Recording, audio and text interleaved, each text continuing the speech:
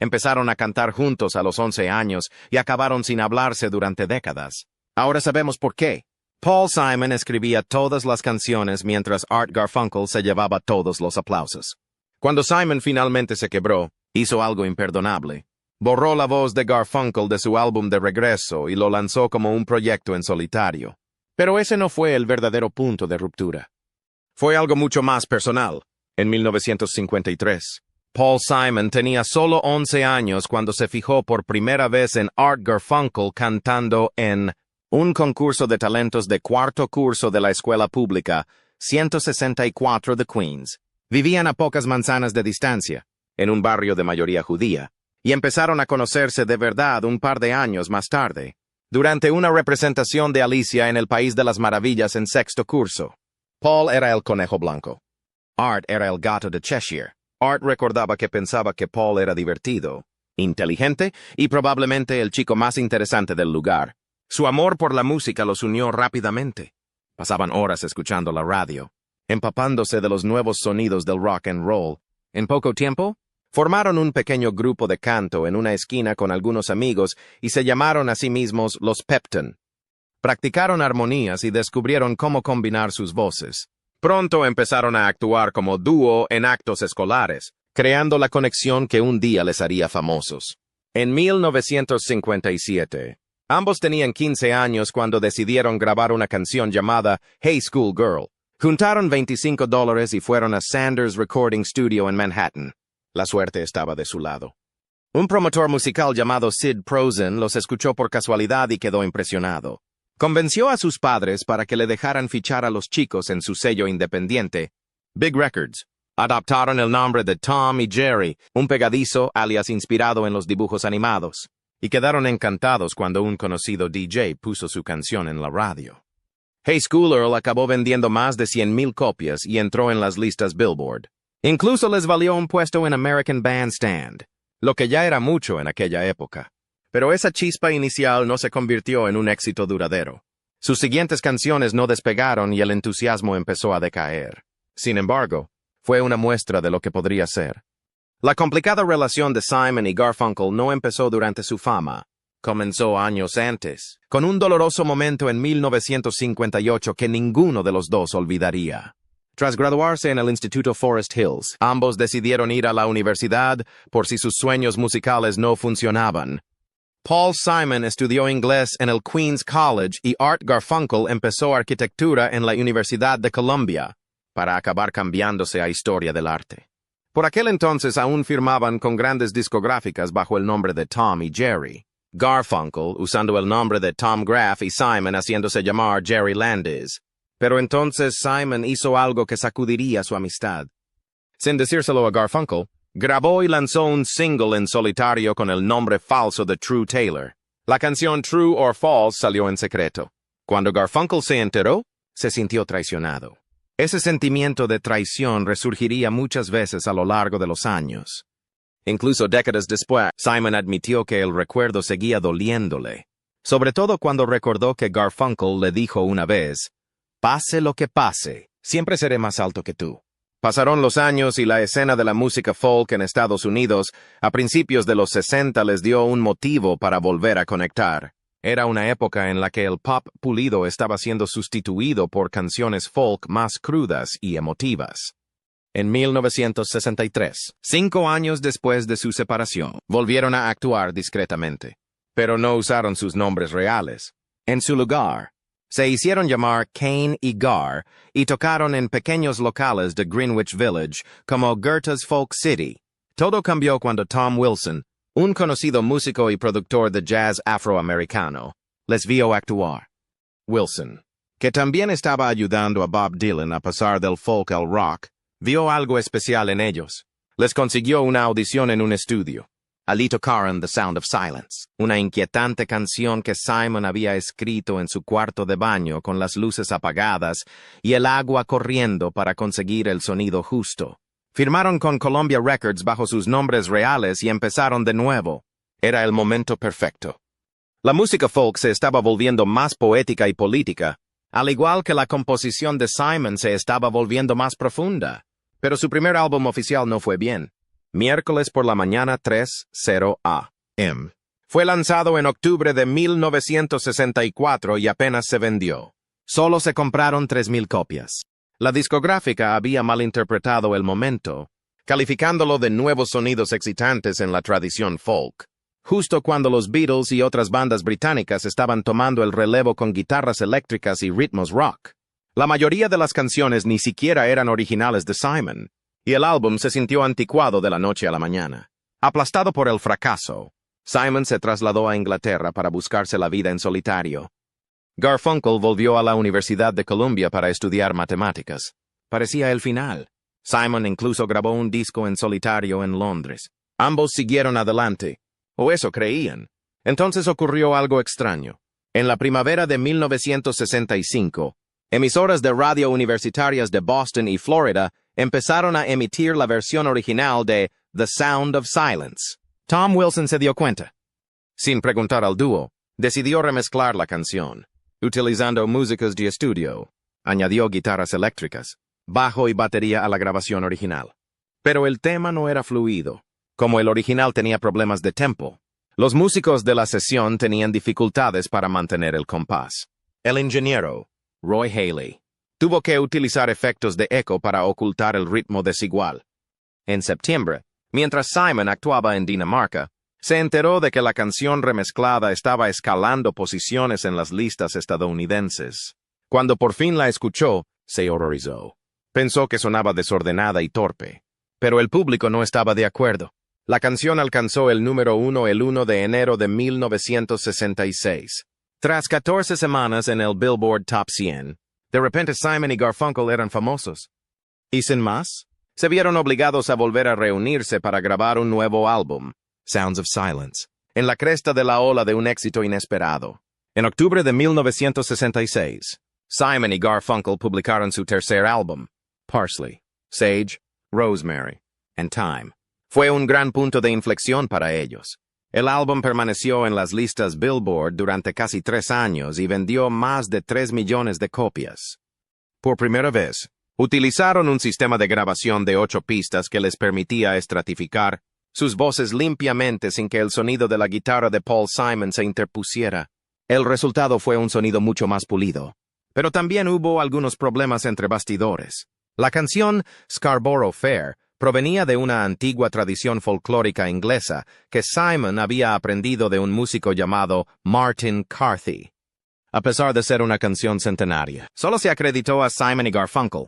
Otra canción, Cloudy, fue coescrita con Bruce Woodley de los Seekers. Se le pagó, pero no se le dio crédito en el álbum.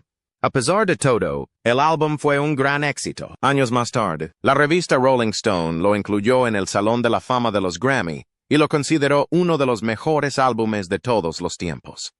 En junio de 1967, Simon y Garfunkel actuaron en el Metairie Pop Festival.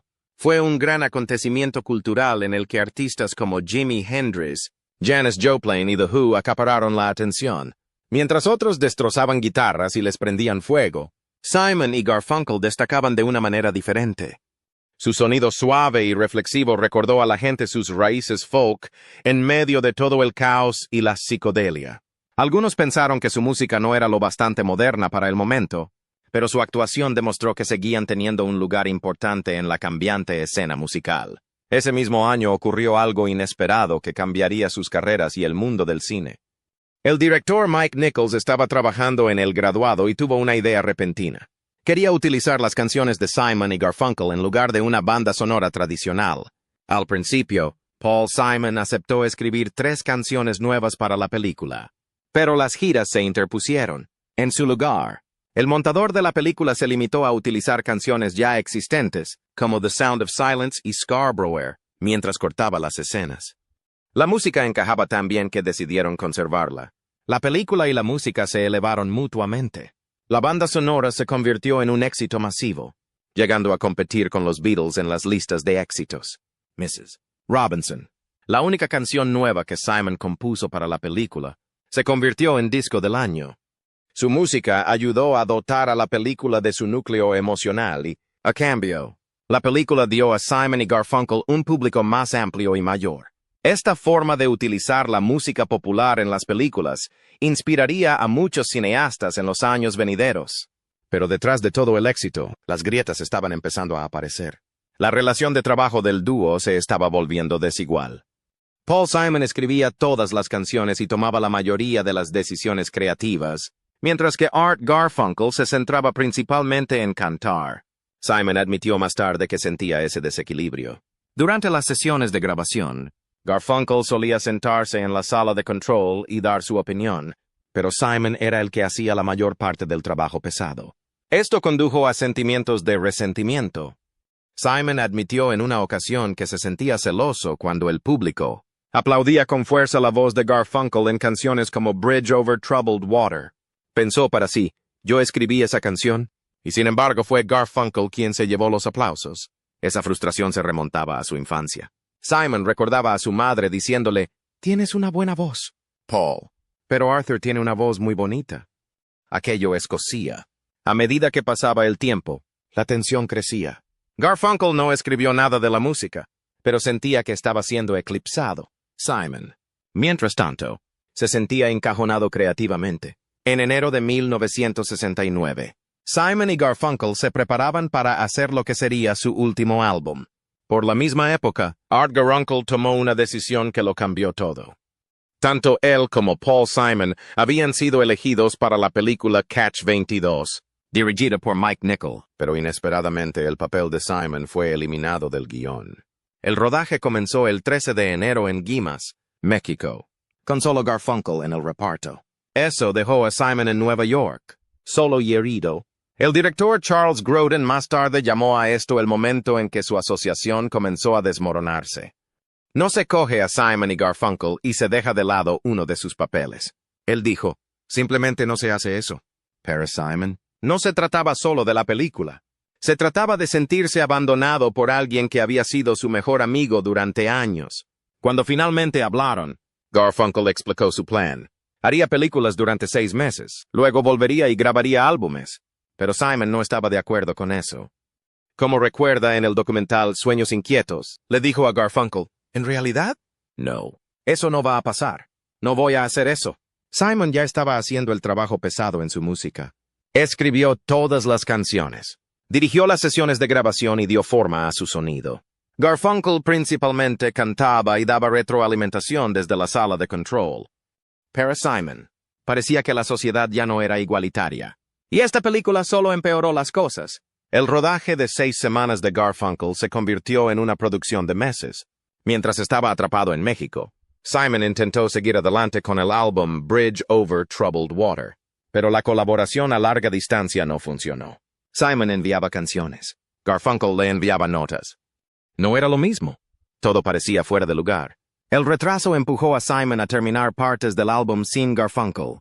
En algunas pistas, Garfunkel apenas aparece. En otras, no aparece en absoluto. Una de las canciones, The Only Living Boy in New York, se convirtió en una especie de carta de despedida. Simon la escribió sobre Garfunkel usando sus antiguos nombres artísticos como referencia. Tom, coge tu avión a tiempo. Sé que tu parte irá bien. Vuela a México. Esa canción reflejaba lo solo que se sentía Simon y lo distanciados que habían llegado a estar los dos. No solo físicamente, sino también emocionalmente. Cuando Simon y Garfunkel interpretaron su famosa canción Bridge Over Troubled Water en directo, ocurrió algo que siempre molestó a Paul Simon. Cada vez que el público oía a Art Garfunkel cantar la parte más emotiva de la canción, se ponía en pie de un salto y aplaudía a rabiar.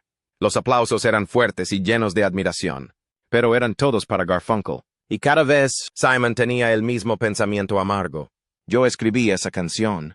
En el documental de 2024, In Restless Dreams, Simon habla con sinceridad de lo dolorosos que fueron esos momentos. Le había dado la voz principal a Garfunkel a propósito porque creía que la clara voz de coro de Garfunkel era perfecta para ello. Aún así, dolió. La gente celebraba la voz que oía, no a la persona que había creado la música y la letra.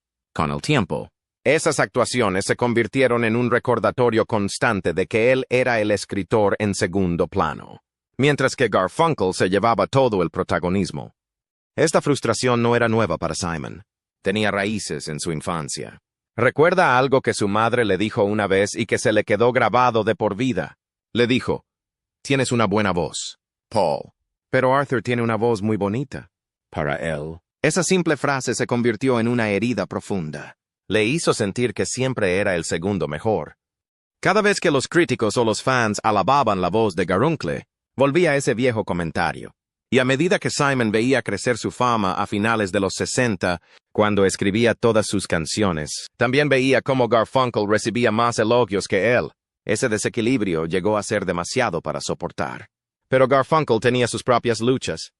En una entrevista, admitió que Paul Simon le estorbó durante gran parte de su vida. Garfunkel también había querido escribir canciones, pero se sentía eclipsado. Dijo que ni siquiera intentó añadir sus canciones durante sus años como dúo porque no creía que pudieran estar a la altura de las de Simon. Durante décadas guardó silencio al respecto, y solo décadas más tarde empezó a escribir y publicar su propio material. En el documental, plantea una pregunta difícil. ¿Fue él quien disolvió el grupo o fue Simon quien nunca dejó espacio para las ambiciones de Garfunkel? Él creía que ambos compartían la culpa. Con el tiempo, Simon admitió que su asociación nunca fue igualitaria. Él escribía las canciones y dirigía las sesiones de grabación.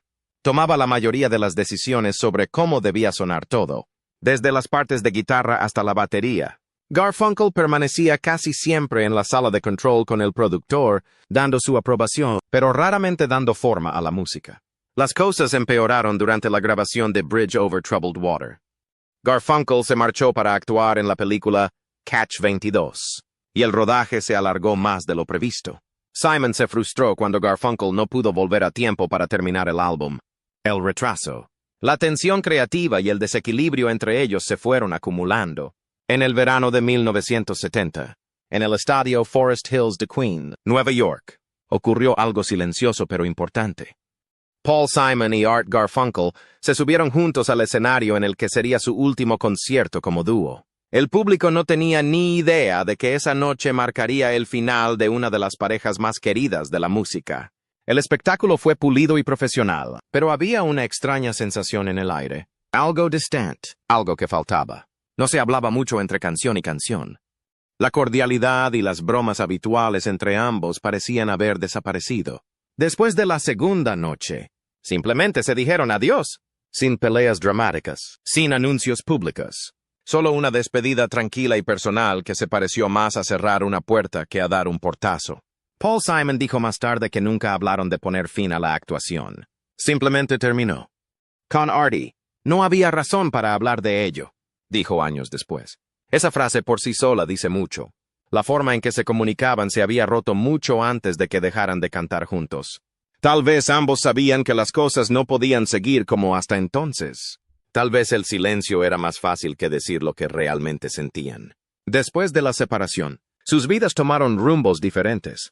Paul Simon se lanzó de cabeza a su carrera en solitario. No solo sobrevivió, sino que prosperó. Sus primeros álbumes en la década de 1970 como Paul Simon, There Goes Rhymin' Simon, I Still Crazy, estaban llenos de nueva energía e ideas frescas. Canciones como Me and Julio, Down by the Schoolyard y 50 Ways to Leave Your Lover se convirtieron en éxitos. La gente vio que Simon no era solo parte de un gran dúo. Era un poderoso compositor por derecho propio. Su creatividad siguió avanzando y en 1986 publicó Graceland, un álbum que mezclaba la música sudafricana con su propio estilo. Vendió millones de copias y ganó más premios Grammy. No solo tuvo éxito, sino que fue innovador. Art Garfunkel, en cambio, lo pasó peor. Su voz seguía siendo tan bella como siempre, pero su música en solitario no caló de la misma manera. Publicó varios álbumes en la década de 1970, pero ninguno de ellos alcanzó la altura de lo que Simon y él habían creado juntos. Su carrera musical se volvió más tranquila, más dispersa, y aunque los fans seguían adorando su voz, él luchaba por encontrar la misma magia en solitario. No había terminado de crear, pero los focos siguieron su curso. Curiosamente, la carrera de actor de Garfunkel funcionó mejor de lo esperado. Recibió elogios por sus interpretaciones en Catch 22 y Carnal Knowledge. Los críticos lo calificaron de actor natural con una fuerte presencia. La gente se sorprendió. Incluso Simon, años más tarde, Admitió sentirse amargado por la atención que Garfunkel recibió. En una biografía, se le cita hablando de cómo todo el mundo decía que Artie tenía mucho talento, mucho sentimiento y, sí, incluso señalaban lo guapo que era. Se podía oír la frustración en las palabras de Simon. Después de todo, la música que habían hecho juntos, la persona con la que una vez cantó ahora estaba siendo elogiada por algo totalmente diferente. Mirando hacia atrás, su ruptura no fue solo por la música. Reflejaba algo más profundo que estaba ocurriendo en el mundo. Las canciones de Simon y Garfunkel habían contribuido a dar forma a la década de 1960. Su música hablaba a la gente que buscaba un sentido, luchaba por la justicia y soñaba con un mundo mejor. Temas como The Sound of Silence no solo entretenían, hacían pensar a la gente. Su álbum de 1968, Bookends, captó la sensación de crecer, enfrentarse al mundo y preguntarse a dónde iba todo. Sus voces se convirtieron en el fondo de una generación que creía en el cambio. Pero en 1970, el mundo estaba cambiando. Las protestas, la esperanza y la unidad de los 60 empezaban a desvanecerse. La gente se replegaba sobre sí misma. Los grandes movimientos se estaban convirtiendo en viajes personales. El último álbum del dúo, Bridge Over Troubled Water, fue algo más que un disco. Era como el adiós a una época y el comienzo de otra. La propia canción, llena de consuelo y tristeza, parecía hablar de ese cambio. Se mantuvo en lo más alto de las listas durante años, justo cuando la sociedad aprendía a vivir con otro tipo de música y otro tipo de esperanza. Tras su amarga separación en 1970, Paul Simon y Art Garfunkel se reunieron en 1975 para una canción titulada My Little Town. Fue su primera gran colaboración desde que se separaron. Pero en lugar de reunirse como un verdadero dúo, grabaron la canción por separado y cada uno la publicó en su propio álbum en solitario. La canción tuvo éxito. Alcanzó el 9º puesto en el Billboard Hot 100 y encabezó la lista de canciones contemporáneas para adultos durante 2 semanas. Sin embargo, la reunión pareció más un movimiento comercial que un regreso sincero. Simon llegó a decir que escribió la canción para que tuviera un tono más oscuro y le dijo a Garfunkel que estaba cantando Too Many Sweet Songs. La interpretaron en Saturday Night Live, pero poco después retomaron sus carreras. El álbum de Simon ganó un Grammy, pero su breve momento juntos no curó ninguna vieja herida. Solo hizo más claro lo diferentes que se habían vuelto. Unos años más tarde, en 1981, lo intentaron de nuevo. Esta vez, fue un gran concierto en Central Park. 500,000 de personas se presentaron para verlos actuar. Fue uno de los mayores conciertos en la historia de El acto, destinado a recaudar fondos y atención para el parque, se convirtió en un hito cultural. Tocaron 21 canciones, empezando por Mrs. Robinson mientras el cielo se oscurecía sobre Nueva York. A los fans les encantó y el éxito les llevó a una gira mundial. Pero entre bastidores, las cosas se desmoronaban. Garfunkel dijo más tarde que fue emocionante estar ante una multitud tan grande. Pero Simon admitió que durante la mayor parte de la gira no se hablaron. Incluso con todos los vítores y aplausos, sus problemas personales seguían ahí, entre ellos. Después llegó uno de los capítulos más dolorosos en 1983, tras su éxito en Central Park. Empezaron a trabajar juntos en un nuevo álbum llamado Think Too Much, pero volvieron las viejas tensiones. Garfunkel grabó cuidadosamente sus partes vocales, pero Simon se impacientó por lo mucho que tardaba. Entonces, de la nada, llamó a Garfunkel y le dijo que eliminaba sus voces del álbum. Garfunkel dijo más tarde que no podía entender por qué Simon haría tal cosa. Un ingeniero confirmó que todo rastro de la voz de Garfunkel fue borrado de las cintas maestras. Cuando el álbum salió a la venta en noviembre, lo hizo como un proyecto en solitario de Paul Simon llamado Hearts and Bones. La voz de Garfunkel solo sobrevivió en archivos piratas compartidos entre los fans más acérrimos, incluido un inquietante solo en Song About the Moon. La traición caló hondo y añadió otra grieta a una relación ya llena de ellas. En 1993, las cosas habían ido de mal en peor. Los dos intentaron volver a actuar juntos en Nueva York, pero el intento fracasó rápidamente. Una reseña de la crítica que se refería a Garfunkel como uno más de los muchos colaboradores sobre el escenario tocó una fibra sensible. Ese pequeño comentario encendió la mecha. La tensión entre bastidores creció tanto que se volvió física. El director comercial de Simon dijo más tarde que temía que alguien pudiera resultar apuñalado si hubiera habido un cuchillo cerca. Hubo empujones y gritos, y el equipo temía que se extendieran al escenario. Estas peleas mostraron que incluso después de 20 años, el dolor y el resentimiento no se habían desvanecido. De hecho, solo se habían hecho más fuertes. Dos hombres de más de 50 años, todavía atrapados en las mismas batallas que llevaban librando desde que eran jóvenes. Paul Simon y Art Garfunkel se conocieron cuando solo tenían 11 años. Eran colegiales en Queens, Nueva York, y cantaban juntos en las obras de teatro del instituto y en las esquinas. Por aquel entonces, su vínculo giraba en torno a la música, la amistad y la emoción de actuar. Nadie podía predecir lo famosos que llegarían a ser, ni lo amargas que acabarían volviéndose las cosas. A medida que alcanzaban la fama, algo silencioso pero poderoso empezó a crecer entre ellos. El resentimiento. Una de las cosas que atormentaba profundamente a Paul Simon era su altura. Parece poca cosa, pero para él no lo era.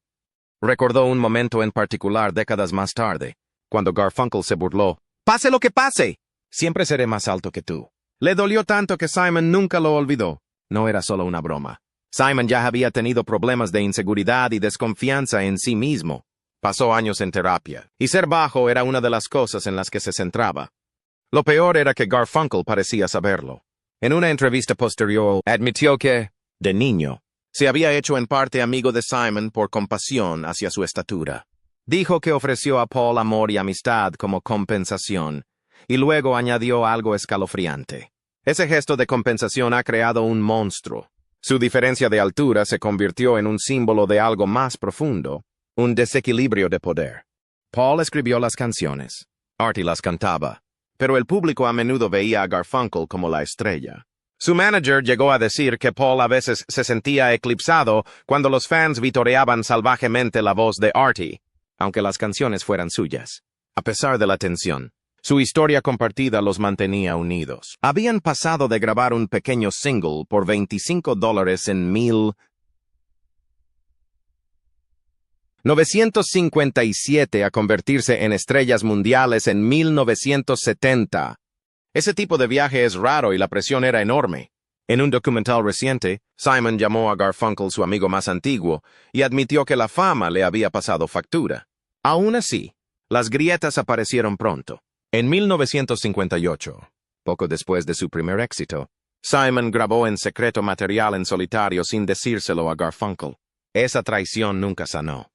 Incluso 60 años después, Garfunkel sacó el tema, diciendo que le sorprendió y dolió que Simon lo mantuviera en secreto.